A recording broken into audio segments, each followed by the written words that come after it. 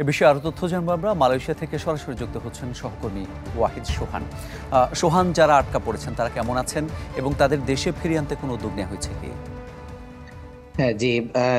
মামুন, আপনাকে অসংখ্য ধন্যবাদ। আসলে যেমনটি আমাদের রিপোর্টে যাচ্ছিল যে মালয়েশিয়াতে আমাদের অসংখ্য প্রবাসী বাংলাদেশি কর্মী ভাইরা তারা এখানে অবৈধ অবস্থায় রয়েছে, আনডকুমেন্টেড রয়েছে। এই আনডকুমেন্টেড থাকার কারণে তারা বিভিন্ন সময় যখন মালয়েশিয়ার আইন শৃঙ্খলা রক্ষাকারী বাহিনী যখন অভিযান চালাচ্ছে, তখন তারা আটক হচ্ছে। এই আটককৃতদেরকে মালয়েশিয়া ইমিগ্রেশন ল অনুযায়ী যেই তাদের ডেপো তাহানানে বা জেলের মধ্যে রাখা হচ্ছে, এই বন্দীদেরকে হলো যে ফিরিয়ে নেওয়ার বিষয়ে আসলে সব থেকে বেশি গুরুত্বপূর্ণ ভূমিকা পালন করা দরকার বাংলাদেশ হাই কমিশনের। যেমনটি আপনি নিউজে দেখছিলেন যে বাংলাদেশ হাই কমিশনের কাছে আমাদের কর্মীদের পক্ষ থেকে বিভিন্ন রকম আবেদন জানানোর পরেও সময় মতো তারা আসলে বাংলাদেশ হাই কমিশন থেকে ওইভাবে সহযোগিতা পাচ্ছে না।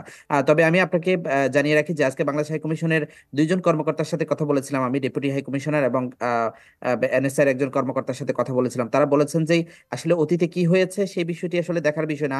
আমরা এখন থেকে আমাদের যে সমস্ত প্রবাসী ভাইরা জেলে বা কারারুদ্ধ অবস্থায় রয়েছে বা ইমিগ্রেশনের হাতে যারা আটক আটক হচ্ছেন, তাদেরকে যত দ্রুত সম্ভব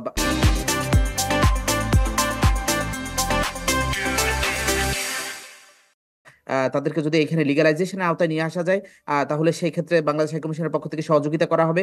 আর যদি সেটি না হয় তাহলে তাদেরকে যত দ্রুত সম্ভব তাদের পরিবারের কাছে এবং দেশে ফিরে যাওয়ার ক্ষেত্রে বাংলাদেশ হাই কমিশনের পক্ষ থেকে সহযোগিতা করা হবে। আরেকটি বিষয় আপনাকে বলে রাখি যে আসলে আমাদের এখানে কলিং ভিসা অসংখ্য প্রবাসী কর্মীরা এখানে এসেছেন, কিন্তু নিয়োগকর্তা কোম্পানিতে কাজ না থাকার কারণে তারা প্রতারণার শিকার হয়েছেন এবং এখানে অনেকেই তারা ভিসা রিনিউ করতে পারছেন না। তাদের কোম্পানি তাদেরকে পালিয়ে যেতে হচ্ছে, কাজ পাচ্ছেন না। এই যে পরিস্থিতি এবং বিভিন্ন জায়গায় তারা নির্যাতনের শিকার হচ্ছে, এই বিষয়গুলো নিয়ে বাংলাদেশ হাই কমিশনের যেভাবে ভূমিকা রাখা দরকার, তাদের কাছে বিভিন্ন রকম কমপ্লেইন যাওয়ার পরেও কিন্তু ওইভাবে তারা ভূমিকা রাখতে পারছে না। কিন্তু যে কোনো একটা অদৃশ্য শক্তি হলো যে তাদের এখানে সবকিছুকে ধামাচাপা দিয়ে রাখছে।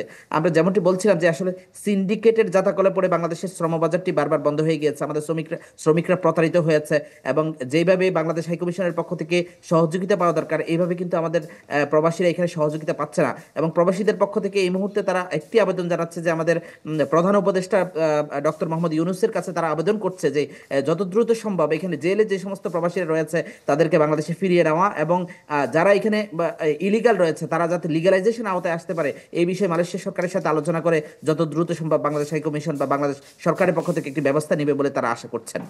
অনেক ধন্যবাদ আপনাকে। আমরাও আশা করছি একই রকম তারা যদি শুনে থাকেন এই বিষয়ে পদক্ষেপ নেবেন।